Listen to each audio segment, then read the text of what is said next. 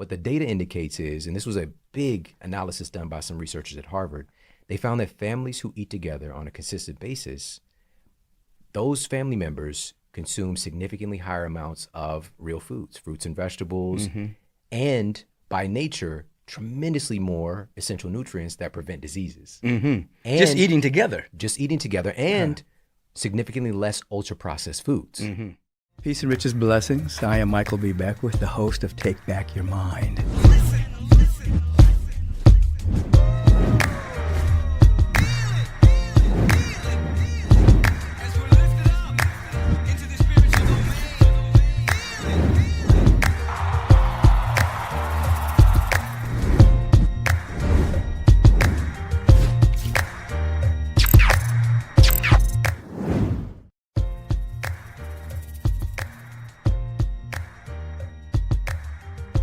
Peace and blessings, everyone. As you're hearing my voice right now, welcoming you to Take Back Your Mind, the podcast. I am Michael B. Beckwith, the host of Take Back Your Mind. Just say to yourself right now, I love my life. I'm grateful for my life. I appreciate the gift of my life and how life is living itself through me. That's a wonderful way to begin and end your day. Now, I welcome you to Take Back Your Mind, where we are seeking, with myself and my wonderful guests, to bring you into coherence with your potential, knowing that you're surrounded by infinite possibilities. We're training your mind to seek the highest possibility in every situation. Welcome to Take Back Your Mind. Our life question of the week today comes from Lori from Brooklyn, New York. And she says this: as a black woman who's evolving into love consciousness, I like that already. As a black woman who is evolving into a love consciousness, I find that I no longer want to talk about issues of race from a place of anger and separation. I understand wanting white people to take some responsibility for the inequity we see in society, but is it completely unacceptable for me to want to hold the space that hears their feelings and acknowledges their discomfort as human beings? Their reactions are apparently fear-based, and all of us are prone to react in fear. So I'm wondering, how can we move the needle if we all have finger-pointing and shaming? This is a great question. I'm wanting to get clear. Is it completely unacceptable for me to want to hold the space that hears their feelings and acknowledges their discomfort as human beings? I wonder if you're saying unacceptable for me not to want to hold the space, or you're saying unacceptable for me to hold the space. Regardless, let's go into the answer here. How can we move the needle if we all have finger pointing and shaming? Now, right there is your answer. It's impossible to move the needle into a love-based society, the beloved community, as Dr. Martin Luther King Jr. would describe it, if there's finger pointing and blaming and shaming. First of all, as a black woman, as a black individual, as people of color, as we're evolving into love consciousness, we are removing ourselves from being victims of circumstance, situations, conditions, how people look at us, prejudice, things of that particular nature. We're moving into a state where we realize that our primary identity is the image and likeness of God. Our primary identity is a field of love and intelligence that carries the fullness. We're fully franchised expressions of all that the presence is. That's number one identity. Second identity is the temporary identities that we have here as our body temple. Masculine, feminine, male, female, black, white, Asian, brown people, whatever the temporary identities are. Every single identity has its own law, meaning how people look at us, and how we look at ourselves based on the lens of that temporary identity. So first you rise to your ultimate identity. You are a luminous being. And then the temporary identities is the lamp shades. And that is the identity through which the light shines through.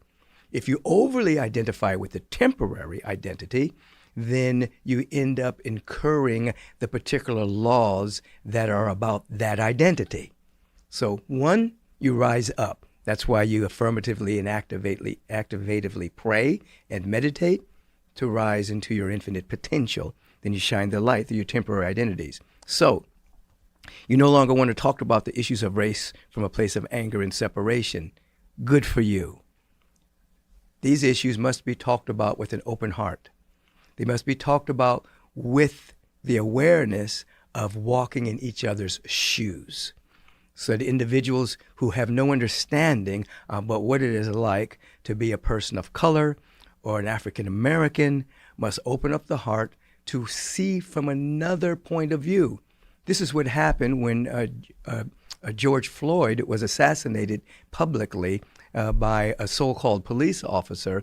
So many people began to understand that that wasn't a one-off, that that kind of activity has happened pretty regularly since slavery and the unfolding of our particular society.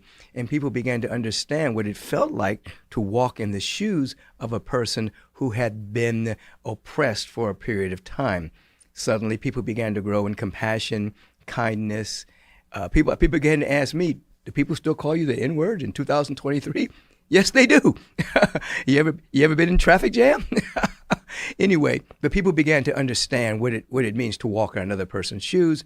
In the same way, we all have to see that's the birth of compassion. When you're able to see things from another person's point of view, whether you agree with that point of view or not. If you're able to see, the Native Americans say, walk a mile in your brother or sister's moccasins. If you do that, you begin to open up and begin to see from another person's point of view. Now dialogue can begin to happen. I remember doing workshops a number of years ago in which I would have women in a circle with men on the outside of the circle. And the men couldn't say anything. All they had to do was listen to women talk to each other about what it was like to be a woman in a hyper-masculine society. And then the men got in the circle. The women were surrounding them, and they got to listen to how men felt walking with the burden of being a man, with all of the things that were plastered upon what it's supposed to mean to be a man in society. So at the end, we had big dialogue, and the women and the men began to see from each other's point of view, which developed dialogue. We should do the same thing we would have Jewish people in the middle of a circle and other people surrounding them. We'd have black people in the middle of the circle with white people surrounding them. And it birthed, oh, that's what it's like to be Jewish. That's what it's like to be Asian. That's what it's like to be a black person in America.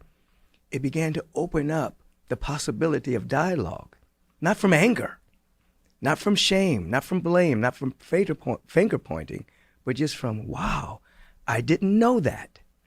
Now, that's the beginning of dialogue. So your desire to not move into reaction, your desire to evolve into love consciousness does eliminate from you finger pointing and shaming to understanding and being aware that everybody's not going to understand you. Do you realize? I'm going to bring this to a close. This is a long, multifaceted question and many layers to it. Do you understand that it is just as harmful to take offense than it is to give offense? So if someone is offending you, that means that there is something within you that needs healing. So if someone is offensive, they're operating from fear and trauma. And then if you take offense, then that means there's something in you that's identifying with what they might be saying. So when individuals have called me out of my name, I'm deeply aware that they are sick and have been trained into hate, but they don't offend me. I just realize that they're ignorant. You understand? So anyway, I hope I'm touching on some of the aspects of your question because it has many layers to it. But if we are to build a kind and just global society, it begins with, as you said here, I'm evolving into a love consciousness. let's keep walking in that direction.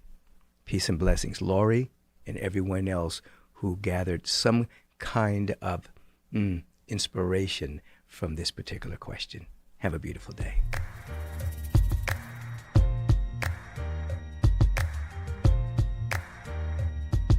Peace and blessings, everyone, and welcome to Take Back Your Mind.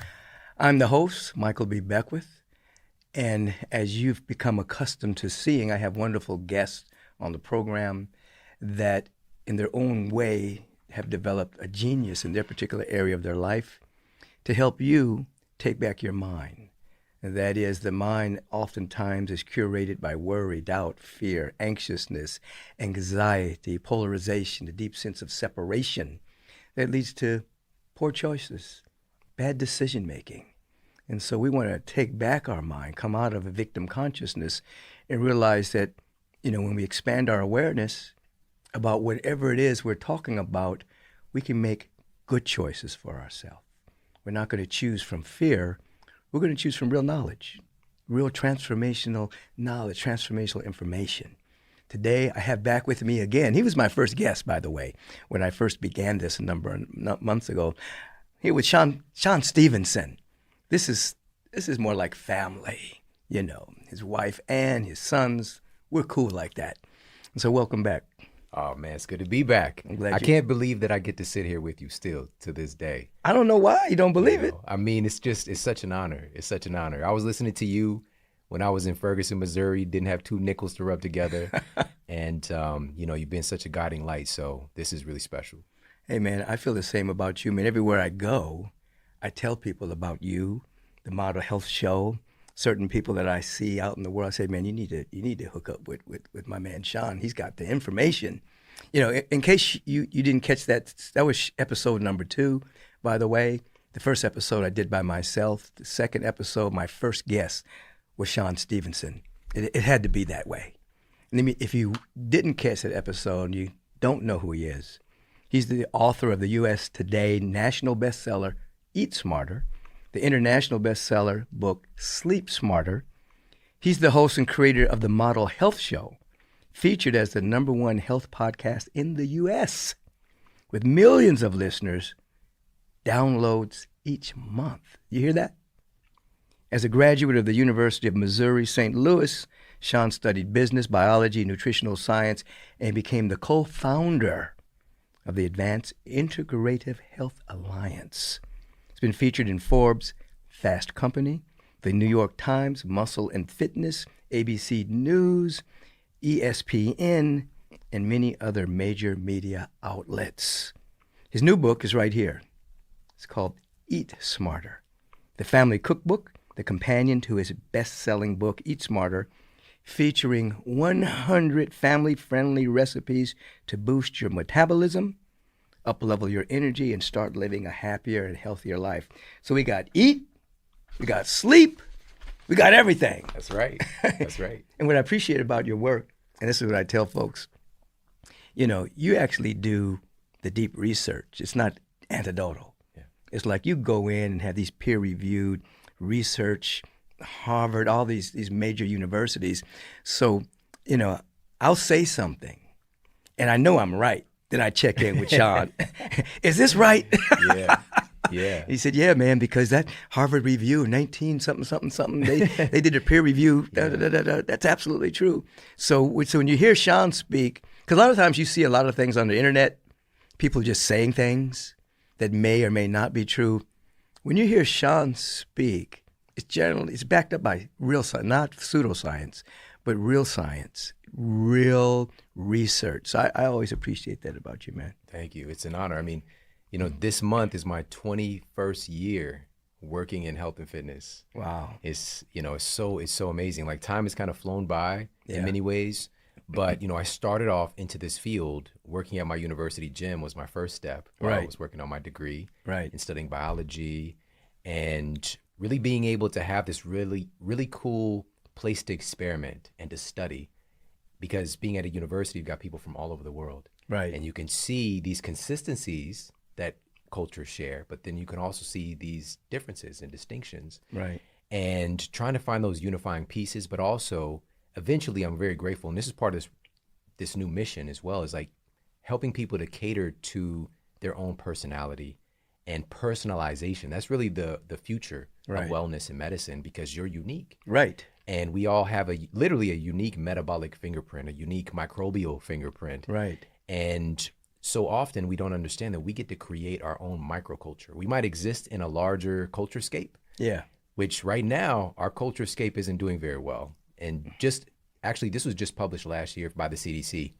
They've determined that right now, 60% of all American adults have at least one chronic disease. Right. At least one. Right. 40% have two or more.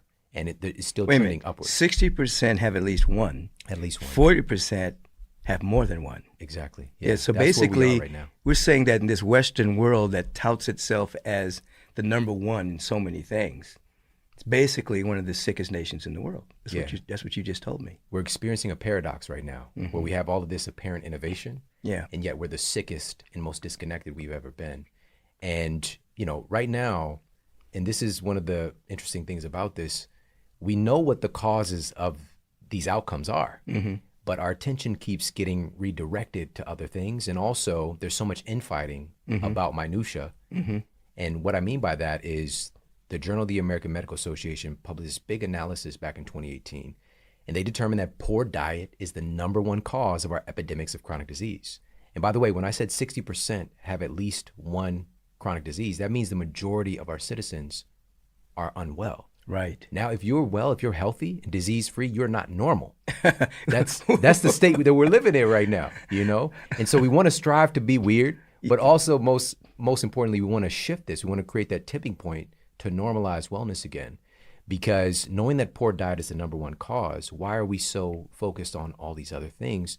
And also, it's not that these other things don't matter. Exercise, sleep quality. Yes. And also, we're going to talk about what's controlling our diet today as well.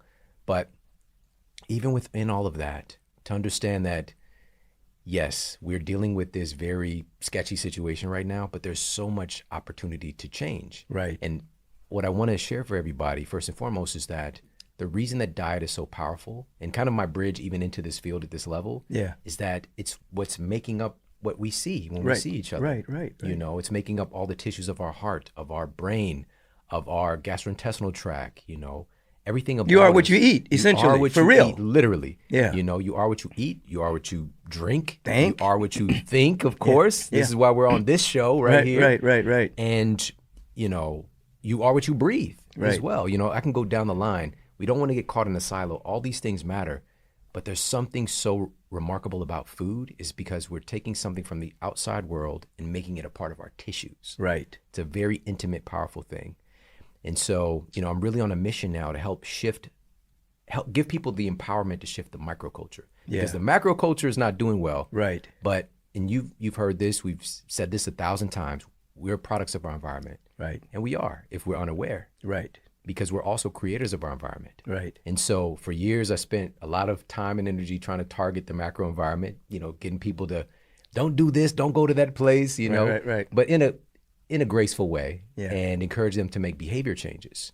But then I send them out when they leave my office to a culture that is fighting them in that change. Instead of helping to shift the culture, the microculture that they're going back to. So this is when I started to work with families. Yes. That's when I started to work with entire organizations. And that's when you see sustainable change, because now the microculture makes the healthy behavior automatic. Right. Instead of making it hard. Right. And so that's So really you're the talking mission. about habits. Yeah. You're talking about changing people's habits. You've said a lot. First of all, I want to go back to this point about our uniqueness and that one size doesn't fit all. And so you're really assisting people to discover what works for them. Like a diet for somebody may not be good for someone else based on their culture, based on where they live, based on how they've grown up. And so we don't want to just slap something on the wall and say, this works for everybody. Yeah. So people have to begin to discover, as you're assisting them to do, that there's something that works for us uniquely and individually. It's powerful. Now, one of the things that you really talk about too is how people eat, whether they're eating with their families, whether they're eating on the run. There's a whole social dynamic, as well as the food we're eating, but also how are we eating it? What environment are we eating the food in? This is also, you also bring this out in your book. Yeah, this is the ultimate controller. And I searched around, I jumped around in the research and in my own practice as well, and teaching. Again, I've been in this field for 21 years. But the most important thing was staring me right in my face the entire time. And one of the studies that I highlight in this new book, it's a huge meta-analysis. This was published by the researchers at Brigham Young University. And meta-analysis is multiple studies, but this wasn't just a few. This was 148 studies. 148 and studies. 300,000 study participants. This is a huge Oh, data this wasn't set. like 10 people. This was a lot. Yeah. And they uncovered that having healthy social bonds, having healthy relationships led to a 50% reduction in all-cause mortality. Right? So what that means is a 50% reduction in early death from everything when people had healthy relationships. There was something remarkable. And the researchers indicated this was more determinant on our health outcomes than beating obesity, than smoking, than anything else you could name. It was relationships. And I was just like, this is nuts. And within a short period of time of coming across that study, and when I was working on this book, now I get introduced to this professor of psychiatry at Harvard, who's the director of the longest running longitudinal study on human longevity. And longitudinal means they're following people for years. They're following them. And his research, he was the fourth director to get this baton passed. He was like the anchor leg in this, because it's been running for 80 years. Their research indicates the number one determinant on how long you're going to live is the quality of your relationships. You know, I agree with that. I mean, obviously it's real. I saw something about, I don't know if it's the same study, but they were studying people who lived to be 100 and more. And they were asking them, you know, about their life. And these people said something similar, that every day they woke up and they felt connected and needed by their family. That they had a reason to wake up the next day. They had grandkids, they had great-grandkids, they had family. They wanted to associate with them. They wanted to assist in some way, shape, form. They were needed as well. And they just kept living. There was no, I want to get out of the body. You know, it was like, I love being here and I got this broad, beautiful family. This is what you're saying in substance. It's a sense of purpose. Yeah. It's a sense of significance. Yeah. Right? And these are deep human needs. And now, again, all of those, that's wonderful. We can have a sense of purpose. That's something else. Right. But there's something about relationships that really help to activate that in people. And so here's where it all comes together. Our relationships are, according to the research, and also if we pay attention to our lives, the biggest determining factor on our diet, on our exercise habits, on our spiritual practices and community. Our relationships determine so much about our happiness, our success. Right. It's the tip of the spear. That's why it's so powerful in the data, is that our relationships are affecting how we live our lives deeply. Yeah. And if we're honest, good relationships make life a lot better. Yeah. But when they're messed up, everything can go bad really quickly. The whole cascade of toxic chemicals start flowing through the temple. Yeah. You know, you said something about, you know, when you went out into the macro, you know, don't do this, don't do that, but you realized you were throwing people out into a weird environment. You know, that's what happened for me to start Agape. I was doing workshops, you know, way before they were really popular years ago, standing room only. And I remember sitting in my living room one day and we were graduating another group of people and I felt a little bit of sadness. I didn't understand what the sadness was. And then it caught me. These people are going to go back out into a society that doesn't understand these 5 to 10 weeks of training I just gave them. They're going to go right back out to the same families, the same churches, and that began this movement to actually start a community that would actually support what they were learning in the classes, so they could actually be in a community of people who are on the edge of discovering who they are, developing the habits about growth, development, and unfoldment. Yeah. It was very similar to what you're saying. You know, the larger environment wasn't supporting these teachers. This is 40 years ago. Yeah. This stuff was weird back then. Yeah. You know, now it's, you know, it's all over. But back then it was like, oh, it was weird. You know, what do you mean your thoughts create your reality? What does it mean, law of attraction, all that stuff, you know? But it's a very similar dynamic, you know. Now, let me go ahead. Cut in here, because that is speaking to, again, now, it's not that we need to have that. Yeah. There are people who have that sheer will, Right. they will persevere in the most tumultuous environments. Right. There are people that can do that. Well, we're sitting here because of certain Exactly. people who did that. Exactly. Now, Yeah. with that being said, it is incredibly difficult. It is so difficult that many people will forfeit. They will give up. Right. They will give in. And that's the thing is, we tend to bash those people for not being strong enough or not having the will. When in reality, again, it's incredibly difficult. We put ourselves through so much suffering. Yeah. Oftentimes when we get these insights and then we're living in an environment that is fighting against it. Right. And so it's not that it's impossible. It's just we can make it easier. We can make it normal to do these things. And let's tie this in with food. Absolutely. One of the things that we've been doing together as a species for thousands of years is eating together. Right. But here's the thing, it's even deeper than that. When we were living in tribes, all of the process, it was a community process. Right. Hunting, gathering, food preparation, eating together, celebration. We just got back from Hawaii from the first time. And every time I think of Hawaii, by the way, I think of Magnum PI, my grandmother. She liked that, huh? She did. That was her time. That was her one time. I have to find something else to do because grandma was watching Magnum PI. But anyways, and we see this dramatization of something called a luau. Right. We sit back and watch it as a show. Right. But that's how things were. As I'm watching, I'm just like, this is incredible. That was culture. Yeah. Yeah. It's the hunting. They bring in the food out. The food is prepared. We all dine together, celebrate, dance, sing, communicate, storytelling. All these things would happen under that umbrella. And over time, especially the last few decades, really the last century, our tribes have been more and more fractured. Because even when we start to have our neighborhoods, we'd still be near family oftentimes. But now it's not just that we have our nuclear family that's usually tends to be the small, mother, father, parents, whatever those parents construct are, and children. And even within that now, we're even more divided in the household because of our technology. Right. And so we're getting further and further away from each other. And my question was there something about eating together that was protective of our health that we're missing out on? And that's what led me to some of the craziest data. And it just made sense. Again, it's one of those things where but also here's another thing about me with research is I'm also looking for the thing that is counter to what I believe. Right. You have because to go I have to have a balanced perspective. Right.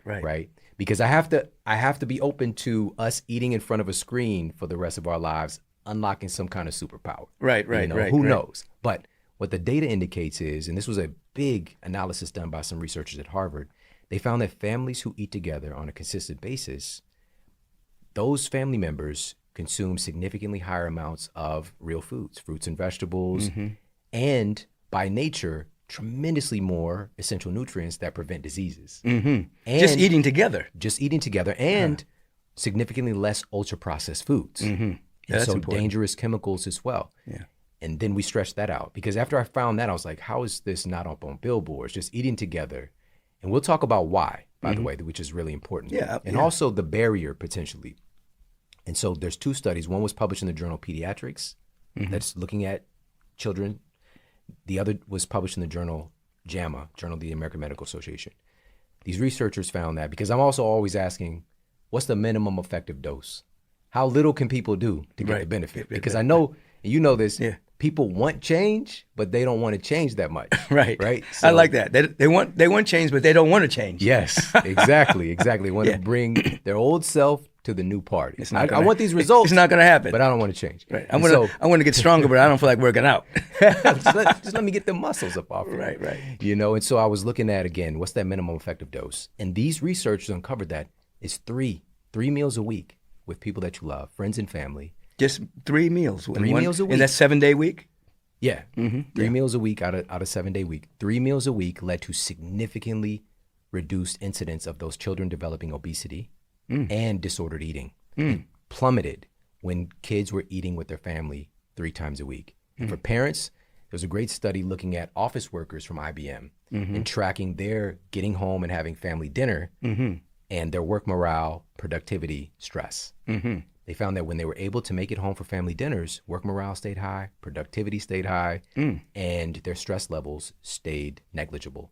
But as soon as things started cutting into their ability to have dinner with their families, stress went up, work productivity plummeted, and also work morale went down. And so why does this matter? And I shared everything that we're going over, by the way, is all in the Eat Smarter Family Cookbook. Yes. And why does this matter? Another study published in JAMA. And JAMA is one of the most prestigious journals, especially coming from the U.S. Right. Journal of the American Medical Association. They're not bought and sold at this point by anybody. Yeah, they do a lot of good work. It's more balanced. It's not that everything is good that's published there, but they do a much better job. Right. The BMJ, has really done a great job. And so what they found was that 60 to 80% of all doctor visits today are for stress-related diseases. Right. Okay? So we're not educated about this because stress is, in many ways, it's invisible. Right. It doesn't have calories. Right. It doesn't have any, preservatives. It pulls on your mind and your heart, your soul. Yeah. It's because our thoughts create chemistry. Right. It alters our chemistry. And so getting home and having dinner with their family was creating this incredible buffer against stress. And the question is why? Let's dig into why. Please. So number one, when we're in the space with people that we care about, we're very good. We start basically producing a chemical cocktail of good stuff. And one of the main things being oxytocin. Yeah. Right. So oxytocin starts getting produced, and oxytocin it's got a couple of nicknames. One of them is the love hormone. Absolutely. And it's one of the few hormones that we've identified that literally counteracts the activity of cortisol. All right. This glorified stress hormone, which cortisol isn't bad. We need cortisol to get up and go. Yeah. But when it's running the show, that's when it can be problematic. And for a lot of people, they can go 0 to 100 real quick. Right. But they're very challenged in going from 100 to 0. Right. Oxytocin helps to switch over from that fight or flight, sympathetic, go, to the parasympathetic, rest and digest nervous system. And that's all, again, when we are able to have this dinner table as a unifier. It doesn't have to be dinner, by the way. Right. It could be lunch. Any meals. Yeah. But it's a unifier. So that's number one. It's helping us to switch over to the parasympathetic nervous system. It's like magical in doing that. And it's because it's an epigenetic controller. And so that's number one. Break that down, though. I know what epigenetics means, but when you say it's an epigenetic controller, what are you saying? Absolutely. So, of course, I know you know Bruce Lipton. Yeah, that's my boy. And we both know him very well. He's been a great mentor. And, I have these wonderful conversations with him. And he's always directed me back to the mind, even because there's entire fields now of nutrigenomics, nutrigenetics, looking at how food alters our gene expression, right? But he's always like, mine's first, mine's first. Everything else is second, absolutely. So what we know today, which in my university education, we were taught, it's DNA to RNA to protein, right? Our genes are controlling what's getting printed. That's the end of the story. Yeah, that's what's Dawkins, controlling. you're basically dancing to your genes. That's it. Your genes control your life. Yeah, that's the old science. Today we know, and there's a wonderful study that was published recently, is another big meta-analysis looking at many of the major killers in the United States. And they found that basically the title of the study, and if we were watching on the video, maybe we could put the study up for people to see, is that genes are not the major causative factor of our disease epidemics. Right. All right. It's something else, and it's epigenetics, which epigenetics are above genetic control. So it's kind of like our epidermis, right? It's the above the dermis. And so our epigenome or epigenetics are determining how our genes are getting expressed. This is what makes us so different, because we might have collectively 20,000 genes we're sharing as a species. Bananas can have more. Right. So when they did the Human Genome Project, they're like, we've got 1 million genes, I'm sure. Right. No. What's different about us is all the variation in how things can get expressed. Right. That's what makes us so unique and so special as a species. Now, let me add this little tidbit in here that Bruce probably didn't add for you yet, which is now we understand that most of the genes that we're carrying, if we go gene for gene, most of our genes are bacterial. Upwards of about 99% of our genes that we're carrying are bacterial genes. Right. And now we're looking at the interface between our bacteria genes and our genes. Right. Right. And now, again, it's just like creating even more variety and diversity in our outcomes. Because one of the things Bruce shared with me was, what we label to be diseases, we don't have genes that code for diseases. There are let me put it like this. There are very, very few true genetic defects. Most of the time, these alterations, when we see an outcome, like, for instance, manifestation of type 2 diabetes. Right.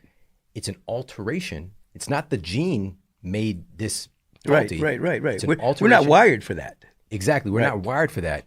It's an adaptation Right, that the body is making under unideal circumstances to keep you alive. right. That's like arthritis too. Same thing.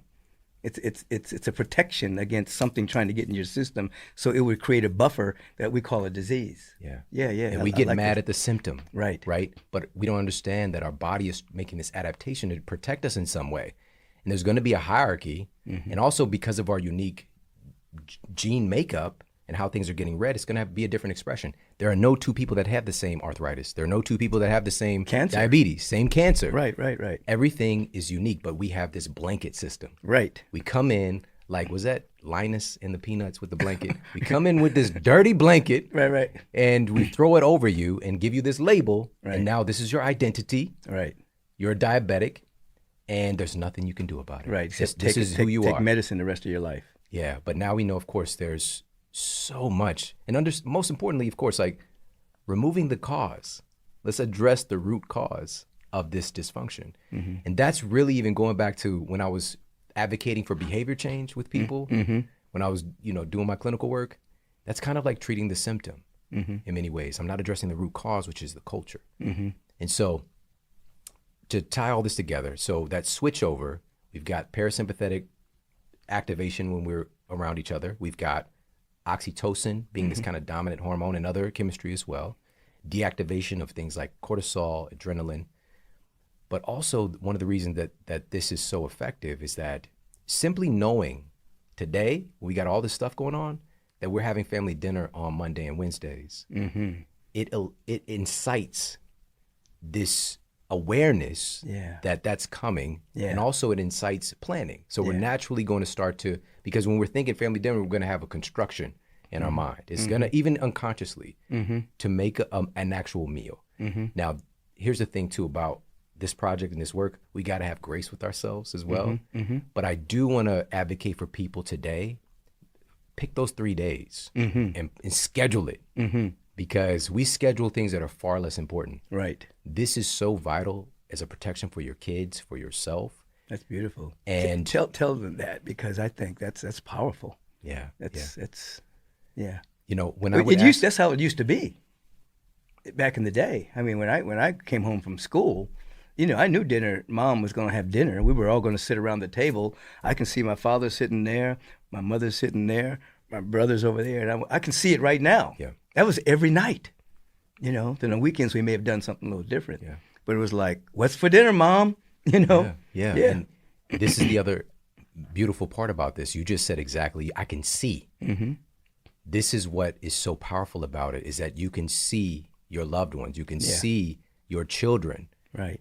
And this is an opportunity to get some real FaceTime. Yeah. Right? It's a real FaceTime. Real FaceTime, because a lot of our communication is physical. A lot of our communication is nonverbal. Yeah. And so we can pick up subtleties with our kids to find out their state, to find out what they might be struggling with. We can't see it if we're not paying attention. Right. And that dinner table being a unifier, we get to actually be present and to catch things early. Plus being able to offload ourselves, to be able to let go of some of the stressors by just speaking about things tends to release. And so also I've integrated this into our family culture with myself, because a lot of people grow up like this, but there wasn't really a soft moment with the men in my life, right? And so my sons can tend to pick up that nothing hurts me, right? That I'm Superman, Right. I'm good, Dad's good. Right. And so having it where we can go around the table, we've had many meals together. Right. We'll go around and share, what we're grateful for. But also sometimes we go around the table and share what we failed at today. Right. What did you struggle with today? Right. Everybody go ahead, we'll go around and we'll share. And so they get to hear, oh, you struggle with something? Right. And so it's like opening up a new door of compassion. That's so true. Of empathy, right? And these things get embedded and they carry on to their family, because that's what culture really is, by the way. Let's define that. Culture is the shared values, attitudes, beliefs, and behaviors that are passed from one generation to the next. Yeah. You're bringing up a lot of memory, because I can remember, obviously, sitting at the dinner table with my dad and Mom, And my dad would teach us things like, don't believe everything you read in the newspaper. We got that at the dinner table because my brother would say something sometimes, and my father would say, well, how do you know that's true? And my brother would say, well, I read about it. He says, how do you know that's an opinion or a fact? So he would break that down to us. Yeah. That's before the internet. Before the internet. Now we really have to do it. Yeah. You know. And something else that he did. I remember one other time I was a little kid, and we asked my father something, and he said, I don't know. That was a shock to me as a little kid. Dad doesn't know? What? Mm-hmm. But it's like what you were saying, the vulnerability around the dinner table. Humanized. Yeah, it says, I don't know the answer to that. You know, when if you find out, please let me know. Yeah. That kind of empowered me. And that's okay. You know, like Dad doesn't know this. I'm going to find out the answer to this. Yeah. You know, So you also deal with in this book, like smarter strategies for shopping. You go into that as well. Mm-hmm. You know, that's break that down a little bit because people think they need to be like, have a whole lot of money to get what you need. Yeah. And sometimes it's not even about that. You know, as you know, I made this transformation. I was living in poverty in Ferguson. I grew up in poverty. Right. And I always like the caveat, poverty in the United States is different from other places in the world. Right. Because you still probably have a TV. Right. We had a video game system. We might get it a year later. It wasn't this Christmas, but next Christmas. Even the shoes might be a year later too, you know. That's right, yeah. Oh, I didn't even know what Jordans were. I didn't know. We was at Payless but I was pumped to get these particular, you know. And we got food from charities, literally. You know, there's this place called the Hosea House that we would get charity, you know, food from charities. I would go on charity trips, you know. For Christmas, they would give us gifts. You know, we oftentimes, you know, we couldn't afford gifts. Right. And but also, of course, government assistance, WIC, and food stamps and all the like. That's the reality that I was in. And but again, even with poverty, we're on the bus a lot, that kind of stuff. But my mom was getting cars from this place, this true story, called OK Junk Cars. OK Junk Cars. Yeah. And she kept getting a Ford Escort. Like whenever they get one in, this one break down, she re-up on the Escort. I guess it was Escort and you know, to the next one. But, you know, so these are the conditions that I grew up in. And with all of that said, most of the food that we were getting was ultra-processed food. Right. All right. And we know that that's the majority of money that's going out with government assistance today is for ultra-processed foods. And this is the culture we're existing in right now, which is 60% of the average adult diet in the United States, according to the BMJ, is ultra-processed foods. All right. So this is not... It's not food, real food. Actually. Processing food is something humans have been doing forever. Cooking it is a process. Pressing the oil out of olives is a process. Right. All right. We're talking about ultra-processed foods where we have a field of wheat that somehow becomes a bowl of Fruity Pebbles, right? It's so disconnected from anything real, not to mention all of the synthetic ingredients, food dyes, all this synthetic chemistry, insecticides and pesticides, all this stuff. And so that's ultra-processed foods. That was the majority of my diet growing up because it's worse for kids. This is the first book publishing this new study. I'm honored to say it, but this is a call to action too, and looking at the diet of children in the United States. This was published in JAMA as well. They looked at U.S. children's food intake for about 20 years, kids 2 to 19. They found that the average child in the United States back in 1999, their diet was 61% ultra-processed foods. By 2018, it was almost 70% ultra-processed food. We're making our kids' tissues, out of fake foods. So I'm saying all this to say that growing up in that environment, I'm surrounded by ultra-processed foods. That's all I'm aware of. That's part of this is awareness, because once I knew better, I could do better. Right. Absolutely. And accessibility. That's another one of the objections that people would have, you know, who oftentimes don't come from where I come from, saying, well, you have access, or, you know, most people aren't privileged to be able to have dinner with their families, or to be able to afford healthier food. Right. Let me tell you how I did it, because I did it. Yes. Without being rich. Oh man, far from it. Yeah. Far from it. Some of the many times I'll be at the cash register like, do I have enough? I hope this goes through. You know, I'm ready to like, you put that back. You know, whatever. And so a couple of things. First of all, I'm talking with you, so I got to talk the real. Come on. We're so powerful. Yeah. We are far more powerful than we give ourselves credit for. Absolutely. And even if we know, we forget. Right. Right. And so it's that practicing this and understanding there isn't any barrier that can stop you but you. Right. Truly. Yeah, that's true. That begins with the mind. Yes. Yeah. And so making that decision to, like, for me, I made it a mandate. I eat the best food ever. That's my goal. I eat the best food ever. And even though I didn't have very much money, really incredible things started to happen. By me making a decision to get well, living in Ferguson, surrounded by all of this, volatility.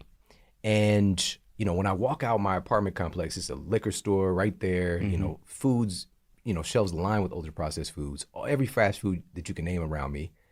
Suddenly, when I make this decision, I find out for years, there's been a farmer's market 5 minutes away. I had the same experience. In the quote, good part of Ferguson. Yeah. Right next to the police station, which, I wasn't trying. It's quite interesting. You didn't want to get too close to that. But, but that was there. And now I'm paying sometimes half of the amount that I'd be paying at a place like Whole Foods. And by the way, I'm from St. Louis. Right.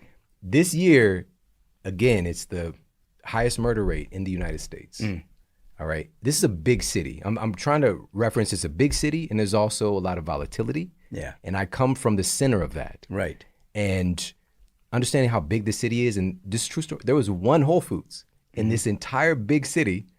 And here in LA, you can throw a rock any direction and hit a Whole Foods. There's a few of them. It's more accessible. Erewhon, Whole Foods, you name Trader it. Joe's. Not to mention all the mom and pop ones, Yeah. But this just wasn't something that was around. So I had to go outside my environment to get to that place. But I didn't know Whole Foods existed until I made the decision. Yeah, that opened you up. That's what happened to me.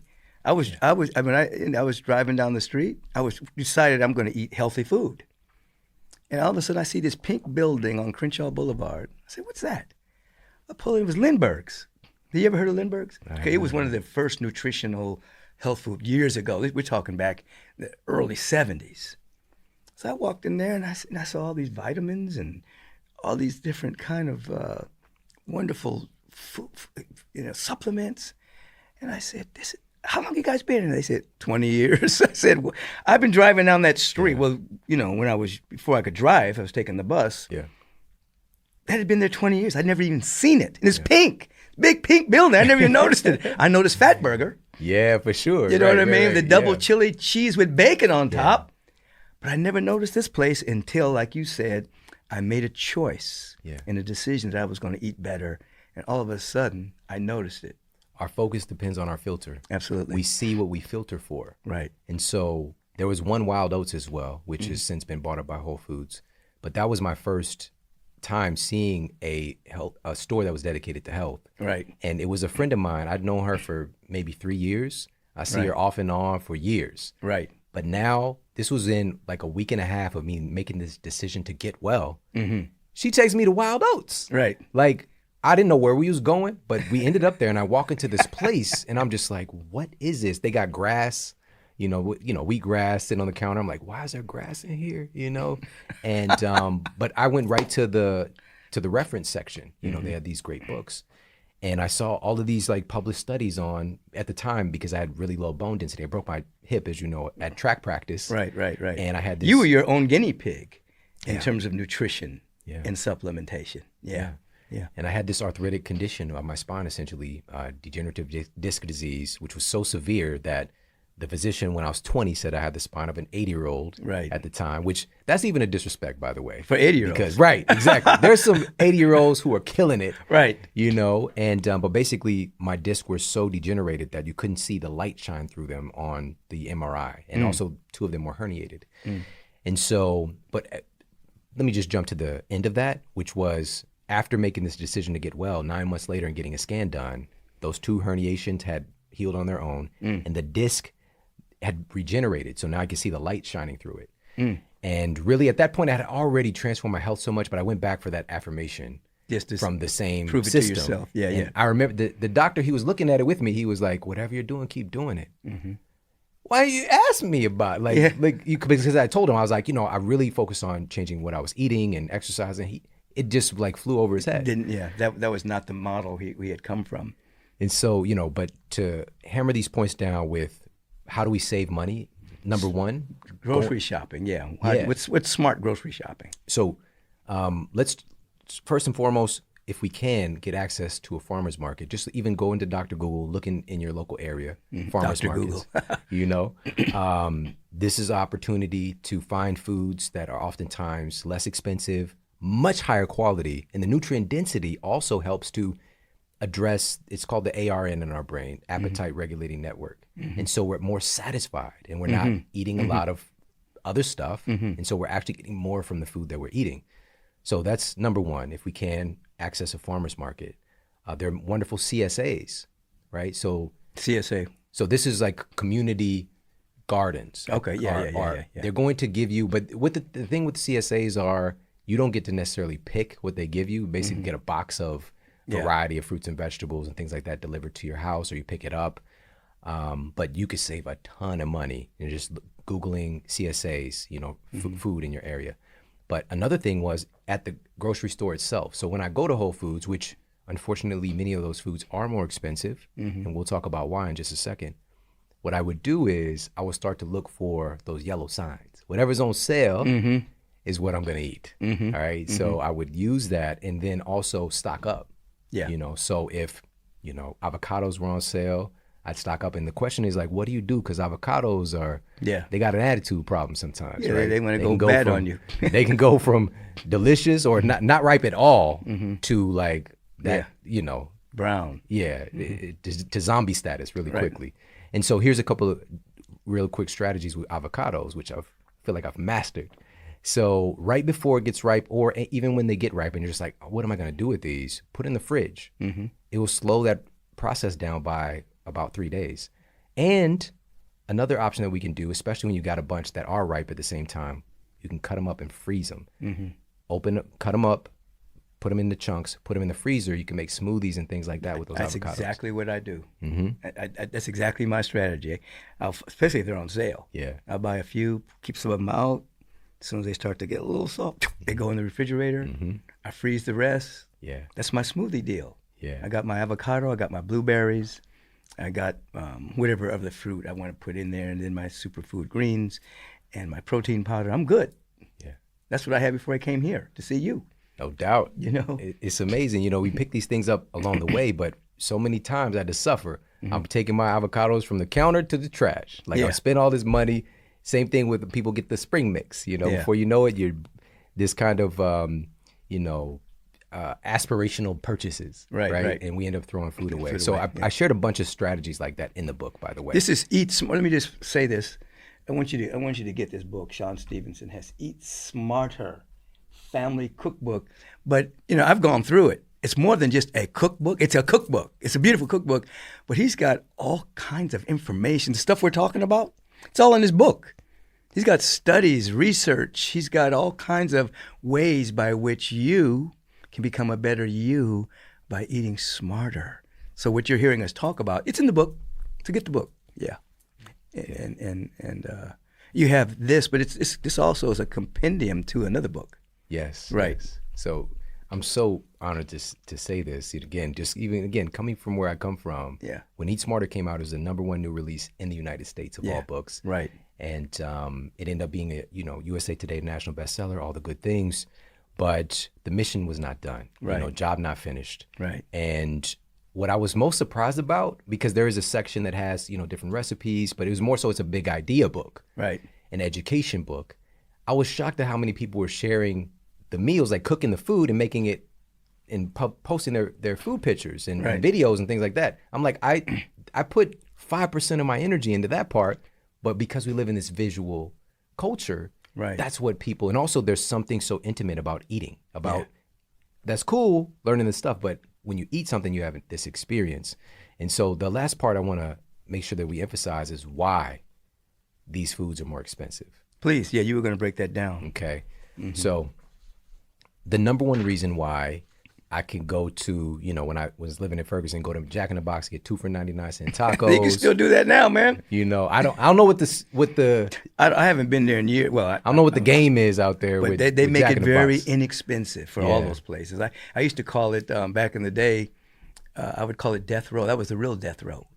All those fast food places lined Sugar up. night. Yeah. Sugar night. I remember one guy came running up to me and saying, "Don't say that. You have a member of Agape that owns McDonald's." Don't. I said, I really Hey, can't help it. It is what it is. It is what it can't is. help it. It's that death row. The pharmaceutical companies are like, well, because you had talked about how sick we are. They already know the diseases that we're going to have 5, 10, 15, 20 years from now. They've already got this pharmaceutical remedy. They already know, so we don't have to play into that. They're counting on it. Yeah, they're counting on it. Keep eating your sugar pops and all that stuff. We got you. We waiting. Go ahead. Yeah. And, that's another thing with that system. It's designed to create repeat customers. Yeah. Right? Not get well. Yeah. Not remove the cause, but, making basically factory farming humans. Right. And so the number one reason why, you can get these $2 for $2 cheeseburgers, 2 for 99-cent tacos, those products are very cost intensive to make. Right. There's a lot of different ingredients. There's a lot of processing, the packaging, the marketing. An avocado, literally, I went for a walk. California is different. There's food falling off the trees, all right? I'm just walking, and just like, damn, it's all these oranges. Like, right. This is crazy. We used to go pick them out in the valley back in the day. Listen, that food, but I'm saying it literally falls off the tree. Right. There's none of that work is involved. Right. Why is that $3 for that avocado? And I can get 6 tacos for that same amount. Right. What is a family going to do? My mother would go and buy those tacos. Right. To, quote, fill up her kids. Right. She's doing that because it's cheap. Right. It's quick. Obviously tasty, designed that way by food scientists. And the marketing put that right in our face. Mm-hmm. The question is, why is it so inexpensive? It's because of government subsidies. I was absolutely. Break it down, brother. So what we're looking at is a situation where we have nearly $200 billion. I shared one of these studies in my earlier book, and nearly $200 billion just in a recent 20-year time span in the U.S. $200 billion was put into government subsidies for foods that largely end up coming through the drive-through window. Right. That end up in ultra-processed We're paying foods. for that with our taxpayer money. When I Stuff say, we're not even eating. Yeah. We're paying for that to be cheap. That wheat or that soy or whatever it is that they're growing, we're paying for that. And then the fast food companies are benefiting financially from my taxpayer dollars. Yeah. It's an interesting business model. Yeah. And you just said it, because also whenever we say government, that means us. Right. It means our money. My money being taken out of my check. Sent to do that. Yeah. And I also shared this analysis where they were looking at people who are consuming the most government subsidized foods, and most of those being genetically modified dwarf wheat, corn, which is getting used in all manner. Again, this can manifest into Funyuns or Captain Crunch, whatever the case might be. And obviously a big sweetener, huge sweetener industry. Corn syrup, right. Soy, canola, the list goes on and on. But basically foods that are used to make ultra-processed foods. Right. And they were looking at, and this was published in JAMA as well, shout out to Journal of the American Medical Association. They're looking at consumption of government subsidized foods, and they found that people who had the highest intake of government subsidized foods had about a 30% greater incidence of being obese, higher rates of inflammatory biomarkers, things like C-reactive protein that are leaning towards you're going to have a cardiovascular event. All of these very, very troubling and disturbing, terrible health outcomes were happening when people were eating government subsidized food. So literally we're paying for the problem. Right. We're funding sickness. Right. And that's the culture that we're existing in right now.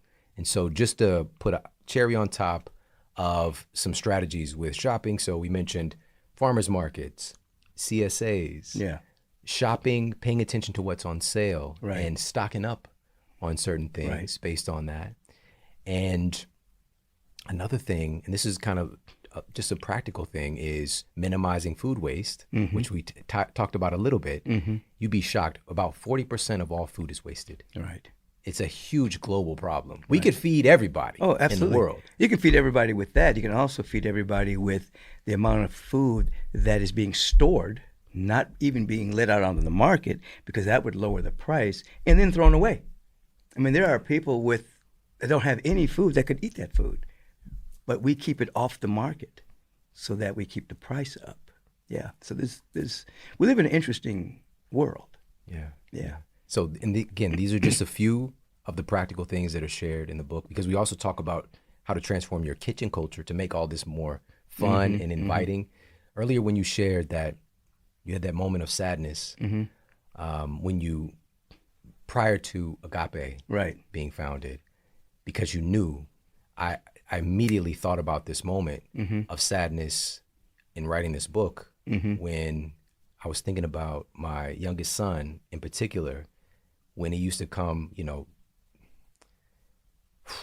it's crazy. It's tough. He used to come into the kitchen and, I'm kind of full steam ahead. A lot of times, again, because we're busy, he's got school in the morning, and he would come into the kitchen and ask if he could help. If he could help. And how many times I told him, not today, bud. Not today. Right. And kind of send him on his way. And I was missing on those opportunities. Right. And thankfully, I caught myself, this was a couple of years ago. Now, Braden, come on in. He can cook himself. Right. He's just turned 12. And I also, all of my kids and even my parents, wonderful cooks. We're big time foodies.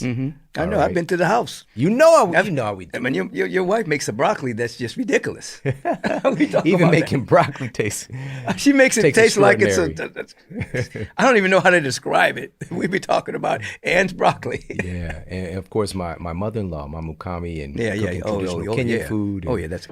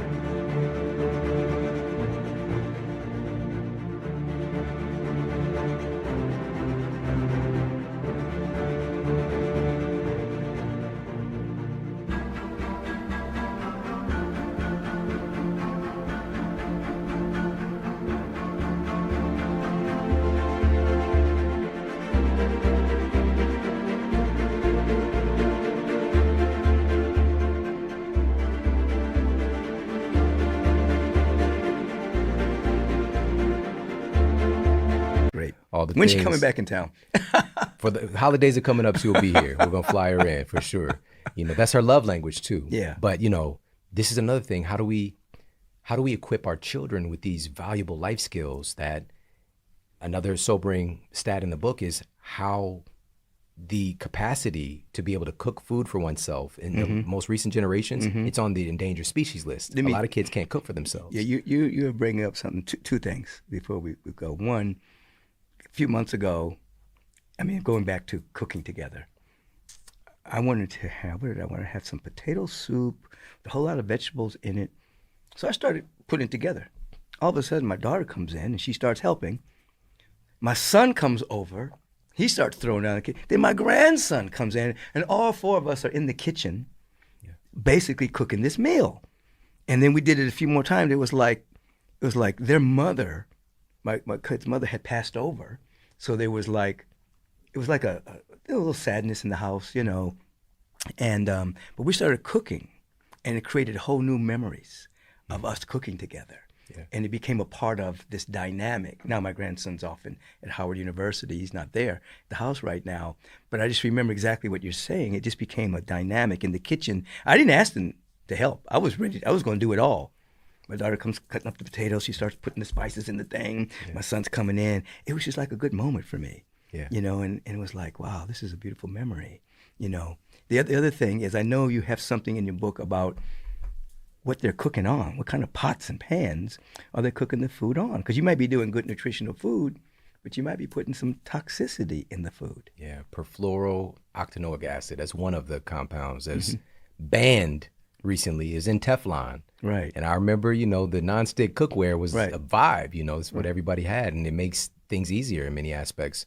But little did we know that we were poisoning our population. And again, this chemical is banned. It's banned. It's been banned for about 10 years, but even when most people have their blood tested, they're still finding it in their blood. It's not a decade later, yeah, because it's in this category of forever chemicals. Wow. And what specifically why it was pulled is that it was found to be a notable renal carcinogen, meaning it causes kidney cancer. All right, and this we're literally cooking this, and we're absorbing it into our bodies. And so the thing is, this is still, these products, even though that chemical is taken out, there are many other unsavory compounds, and these companies are going to just keep selling their stuff until they're forced to change. And oftentimes it's decades and later. they don't even use it themselves many times, the people that are producing especially it. if they know. Yeah, especially if they know. But so we talk about what are some higher quality options. And also, by the way, with all of this, we're operating with some grace here, because I didn't change all this stuff overnight. Right. Just encouraging a couple of swaps here or there. You don't have to change out all your pots and pans. Maybe just get one, if you don't have one, a really good cast iron skillet that's well seasoned. And also, of course, like some people, even that industry with Teflon, framing that's bad for you because you're going to get some iron, right, from the cast iron skillet. It is negligible compared to what you're getting in the Teflon and all those cast iron is way chemicals. healthier. It's not even close. It's not even close. And of course, cooking traditionally, my mother-in-law, she cooks with a lot of stainless steel cookware, which is it's kind of hard to do, but she's figured out how, because it's like a dance, being able to With the use oil these things. and And also there's great ceramic options as well. There's many different. Is that what you use, ceramic?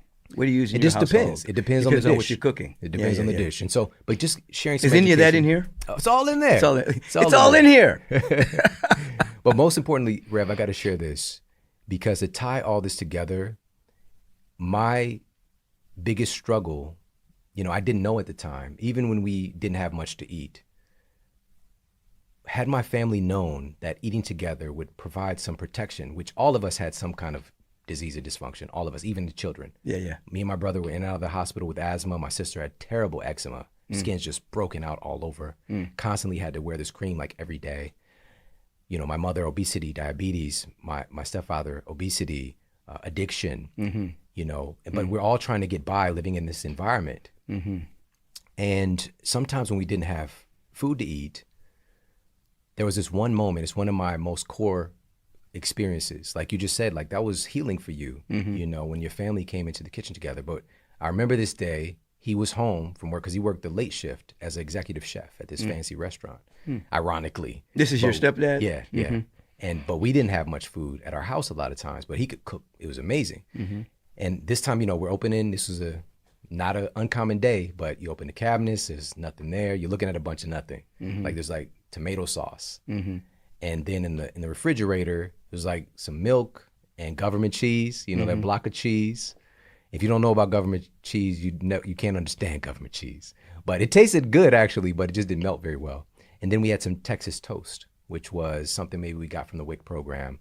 But in the freezer, there was some deer sausage that my grandfather had hunted and sent. And I wasn't, psychologically, I wasn't trying to eat Bambi in my mind. I'm just like, but I didn't know what it was. Right. And so he took those ingredients that day when we're like, we're hungry, there's nothing to eat, and we're just like, we're hungry. My little sister, my little brother, and he went in there and he looked around and he turned those ingredients that I just mentioned into pizza. He made pizza. The crust was that Texas toast. He had the tomato sauce in the cabinet that he seasoned up, and we used the government cheese and the deer sausage, and he made pizza out of it. Wow. And it didn't taste like Domino's, by the way. It didn't taste like that. But the fact that kids, we love pizza. And the fact that we were eating pizza. And You were eating love. And the fact that I was eating love and I was eating with him. Yeah. I'll never forget that moment. I'll never forget that moment. And this speaks to the immense creativity that can manifest from an environment that might seem like one of deprivation. Right. There's an opportunity to evoke this creativity. It's just where we pointing it. And so that's carried over into this work as well.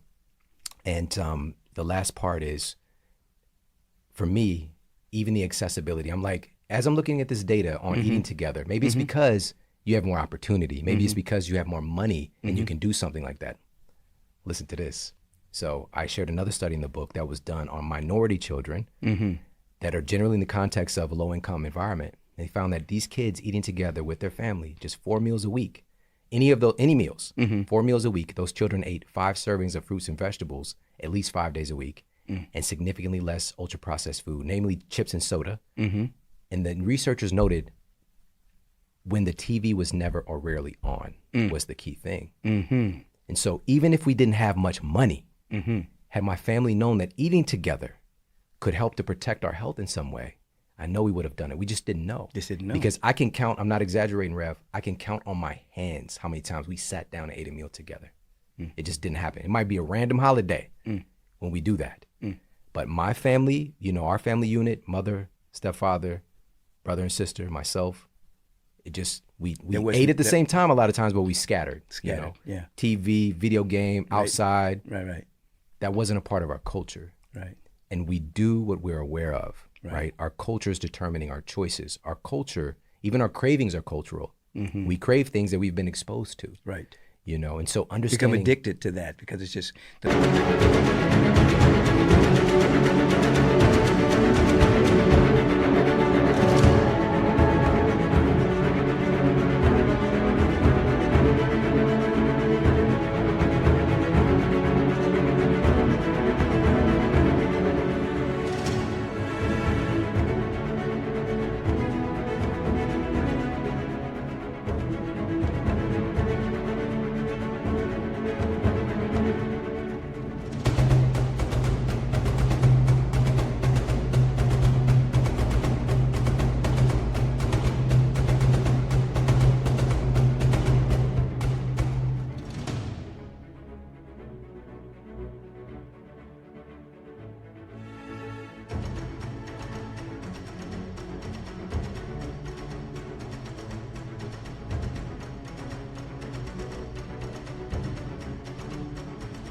normal pattern of the chemicals that are being produced around that experience.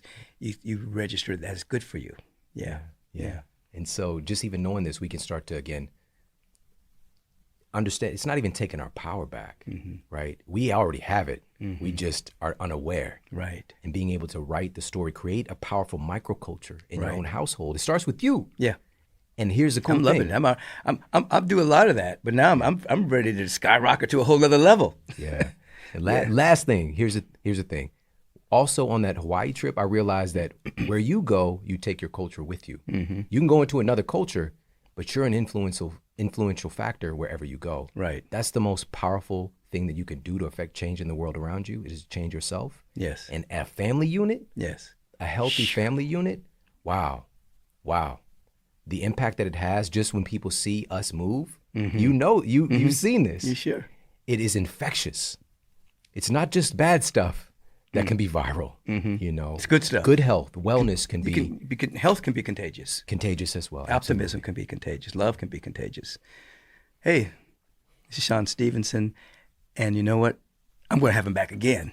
So get ready for him because there's so much information here, as well as his other books, just his whole life. He's a wellness encyclopedia. And so appreciate you being here with me. You know, I've seen some studies where because of the love and because of the family, even people eating bad food, because of the love, the serum that was produced in the blood was of a very high standard because of what you were saying, because they were together, they were in love, they were celebrating, you know. So there's a whole lot here. So this is called Eat Smarter. This is Shawn Stevenson, the Model Health Show, #1 in the USA. Check that out as well. Any last words? You covered a lot of material, man. I mean, pick up the book anywhere that books are sold. Right. We have a national campaign at bookstores across the country. And most importantly, go to eatsmartercookbook.com. Eatsmartercookbook.com. We've got some wonderful bonuses there, a bunch of stuff we're giving away, even groceries, fitness equipment. Really? Yeah, all kinds of stuff, because we've got all these other great companies that are on this mission with us. Oh, that's beautiful. That are helping to invest in people and their health and families. And so pick up the Eat Smarter Family Cookbook anywhere that books are sold. Eat Smarter Family Cookbook. Peace and blessings, everyone. Take back your mind. We'll see you soon.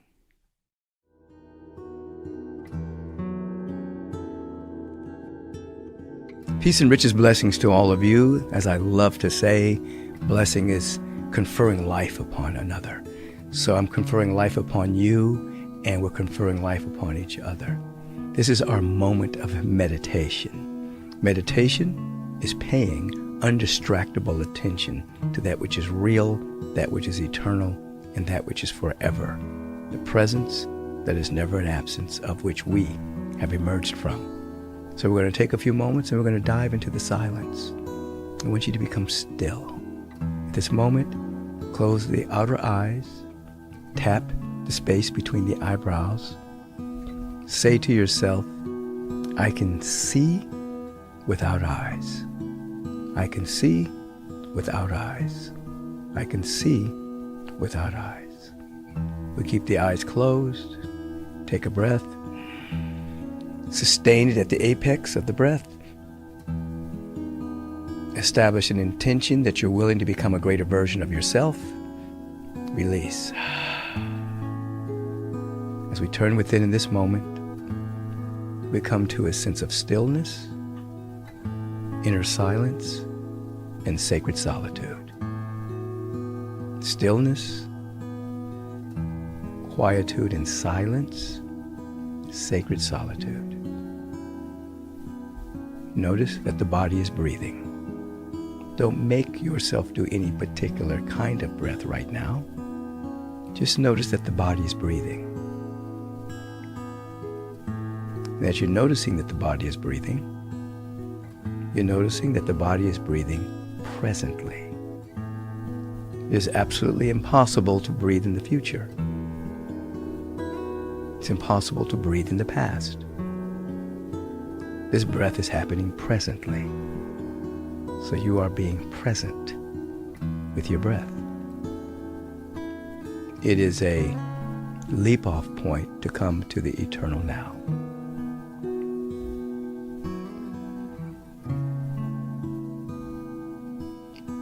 You're aware that whatever environment you're in right now, there may be sounds going on, but you're not labeling these sounds noise.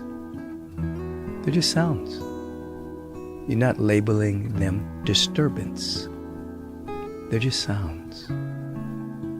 The thoughts bubbling up in your awareness are not disturbance. They're just thoughts.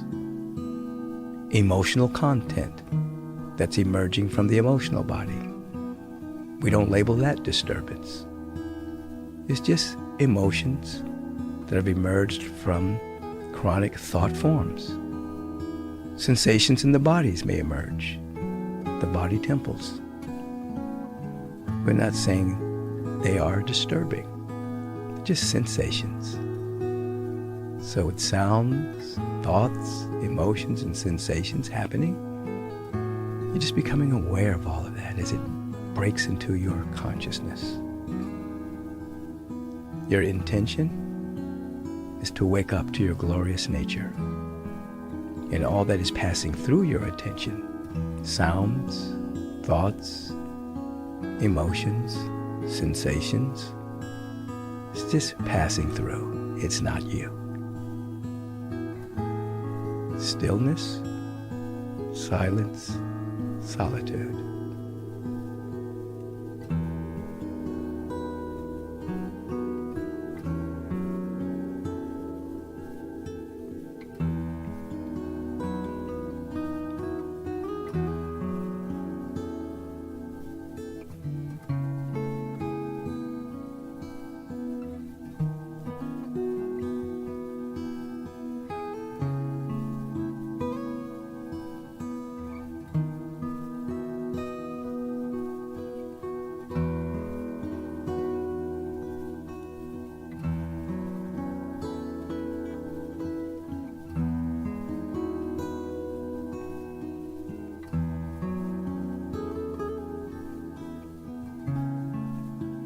You're aware of what's passing through is not you. You are the awareness of that which is passing through your awareness. You're waking up to your real nature and being, which is eternal luminosity, light, love, intelligence, and beauty.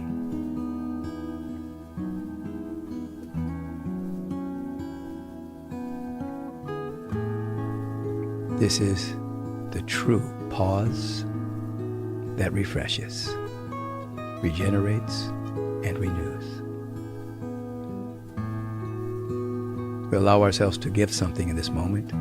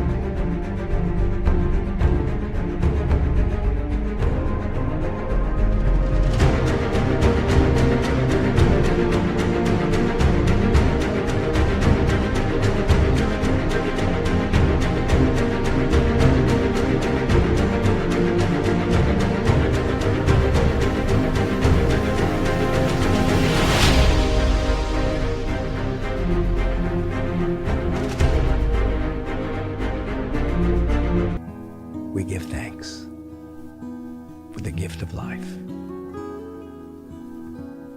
And this dynamic feeling tone of thanksgiving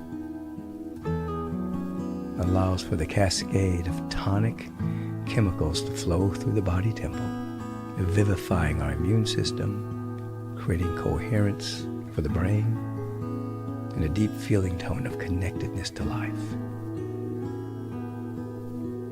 And it's all happening now. And so it is. And so we let it be. As you slowly open your eyes, feel this pause that refreshed.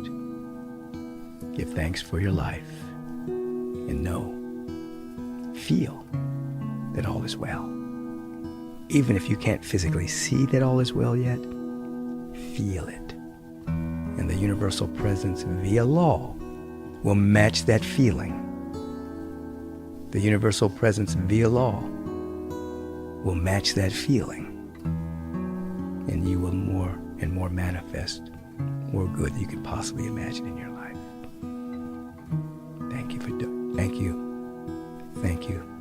Thank you for joining yourself in this moment of meditation.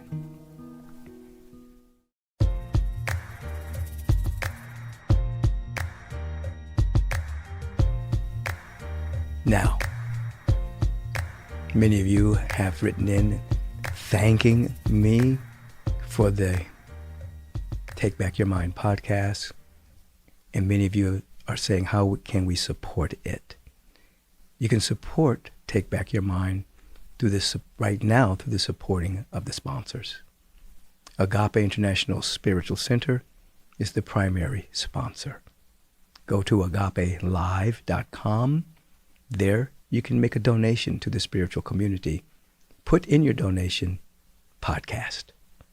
That way we know you're watching and you're supporting. Also, join the podcast. That is, subscribe to the podcast and give a great rating and send it to your friends. That's how you can support. Secondly, you can go to Nutrarise.com, look for Adapta-Zen, 2 products. One is the Superfood Greens. The other product is the Vitamin D3K2. Get the bundle. Support your physical health as we've been talking about with Shawn Stevenson. You'll be supporting the sponsors and supporting your health at the very same time. Have a beautiful and bright day. Your time is very valuable, so I want to thank you for lending us your ear and participating in Taking Back Your Mind.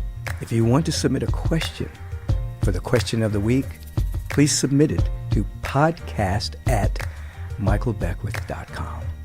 If you've enjoyed what you've heard today, please submit a review and let us know your thoughts. Stay on top of current episodes by subscribing to the podcast so that you'll receive alerts and not miss one single episode. And feel free to share this podcast with all of your friends and family. And until we meet again, take back your mind and you will take back your life. Peace and blessings.